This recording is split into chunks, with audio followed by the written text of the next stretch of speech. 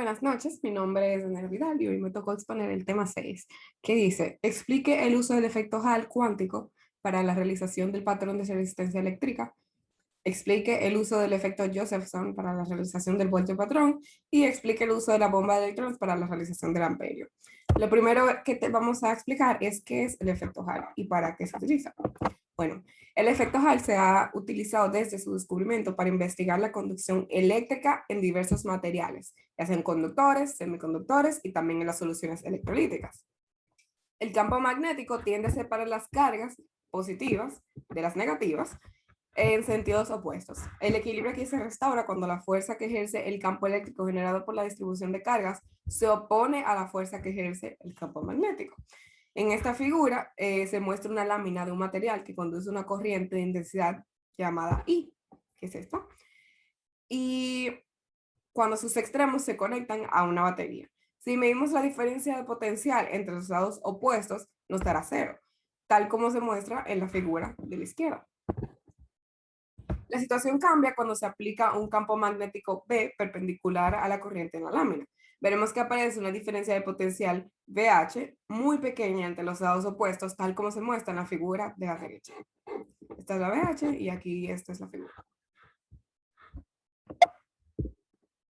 Una situación similar se produce cuando una varilla se mueve en el seno de un campo magnético uniforme perpendicular a la dirección de su movimiento y que da origen a una férula. Recordamos el concepto de la intensidad de la corriente, que es I igual a NQV por HD, donde N, que la podemos ver aquí en la figura, es el número de portadores de cargas por unidad de volumen. Q es la carga de cada portador, que es 1.6 por 10 a la menos 19 C, y HD es el área de la sección rectangular de la placa conductora. Por último, V es la velocidad media de los portadores de carga.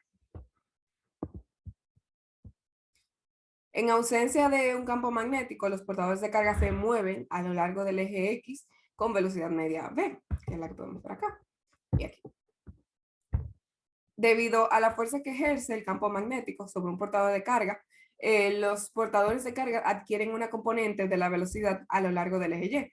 Como no es posible que fluya una corriente en la dirección Y, los portadores crean un campo eléctrico en la dirección Y, que es suficiente para que la corriente en esta dirección sea nula, o sea, cero. Esta es la situación de equilibrio o el estado estacionario en el cual las fuerzas magnéticas sobre los portadores de carga en la dirección Y se cancelan. La diferencia de potencial VH es proporcional a la intensidad I y al campo magnético B. Si el portador de carga es negativo, que es la figura aquí de la derecha, pues la fuerza magnética es de sentido contrario al producto vectorial. El campo eléctrico cambia de sentido y el voltímetro medirá una diferencia de potencial de sentido contrario. El efecto Hall distingue el signo de los portadores de carga, lo que se aplica en los semiconductores. Ahora vamos a hablar sobre el efecto Hall cuántico para la realización de los patrones de resistencia eléctrica. Lo primero es que el patrón nacional de resistencia eléctrica se domina a partir del efecto Hall cuántico. Patrón primario de resistencia eléctrica de acuerdo con la recomendación número 2 del CIPM, que asigna el valor convencional a la constante de von Klitzing, que es la relación de las constantes fundamentales atómicas H sobre E al cuadrado. El sistema de comparación se basa en un potenciómetro Josephson que permite comparar directamente la resistencia Hall cuantizada con una resistencia patrón de 10 kiloohmios.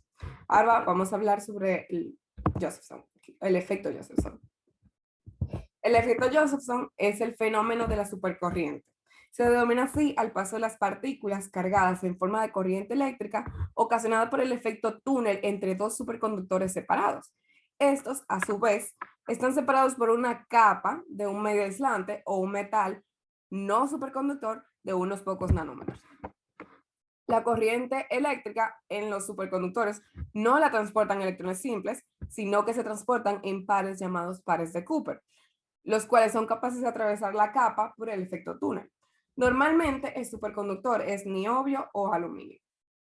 La corriente crítica es un importante parámetro fenomenológico del dispositivo que puede ser afectada por la temperatura, así como por un campo magnético aplicado.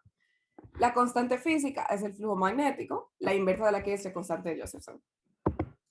Ahora, El efecto Josephson tiene múltiples aplicaciones. Por ejemplo, en la metrología se utiliza para producir galvanómetro de alta precisión, comparador de tensión, comparador de corriente y de tensión de RF, corriente, potencia, y la medición de precisión de atenuación. También se usa como un detector de ondas submilímetros, milímetro y el mezclador.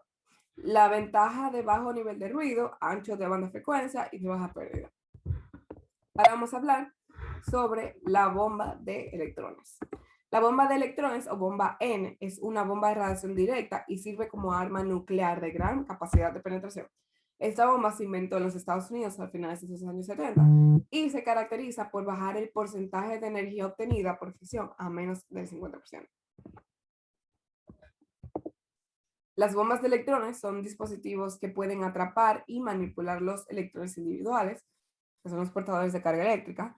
Al conducir estos electrones alrededor de un circuito, podemos utilizar bombas de electrones para generar una corriente muy precisa, lo que podría ser la base de una nueva definición del amperio, la unidad básica de corriente eléctrica.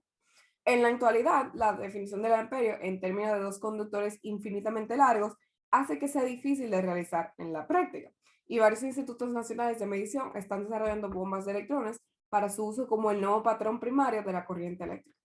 Muchas gracias.